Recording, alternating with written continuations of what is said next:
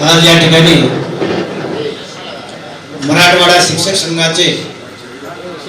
झुंजार सरचिटणीस माझे मित्र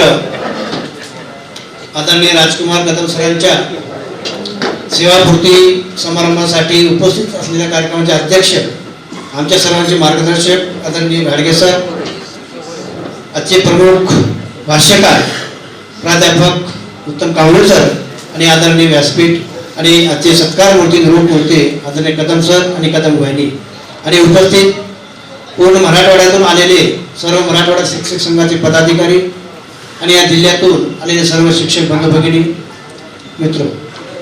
कदम सरांच्या बाबतीमध्ये आपण बऱ्याच वेळा ऐकतोय म्हणण्यापेक्षा बीड जिल्ह्यामध्ये शिक्षक कसा असावा, प्रशासक कसा असावा, एक समाजसेवक कसा असावा अशा प्रकारचं उदाहरण आपण पाहिलेलं आहे. आणि हे सर्व गुण मी तर म्हणेन एक आदर्श शिक्षक, एक उत्तम प्रशासक आणि एक आदर्श नेता या भूमिकेमध्ये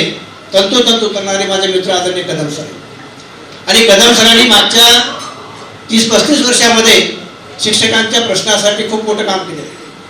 मी आणि त्यांनी जवळपास मागच्या 30 वर्षापासून आम्ही संघटनेमध्ये काम करतो, पण मागच्या 4 वर्षापासून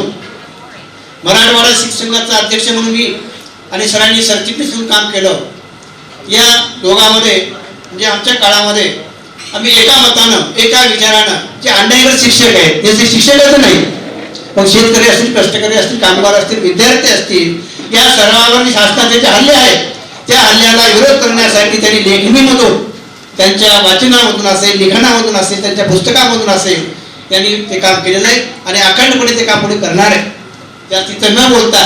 सरांचं खूप मोठं योगदान आहे आणि याही पुढं समाजासाठी, शिक्षकांसाठी, विद्यार्थ्यांसाठी त्यांनी काम करावं अशी अपेक्षा व्यक्त करतो. आणि राहिलेलं त्यांचं जीवनामध्ये ज्या काही अपेक्षा आहेत वहिनीला घेऊन त्या पूर्ण कराव्या, कारण आता वेळ आलेला नाही, आता खूप वेळ आहे सर, कारण मी तुमच्यासोबतच आलेलो आहे, म्हणून आता राहिलेला काळ आपण एक चांगल्या प्रकारे करावा आणि समाजसेवेमध्ये आपण तत्पर राहावं अशा प्रकारच्या अपेक्षा करतो. आणि या ठिकाणी या गौरव समितीनं हा जो कार्यक्रम या ठिकाणी घडून आणला, आमचा इथे सत्कार केला, त्याबद्दल गौरव समितीचे खूप आभार मानतो, धन्यवाद मानतो आणि आपल्या पुढील आयुष्यासाठी खूप खूप शुभेच्छा. धन्यवाद.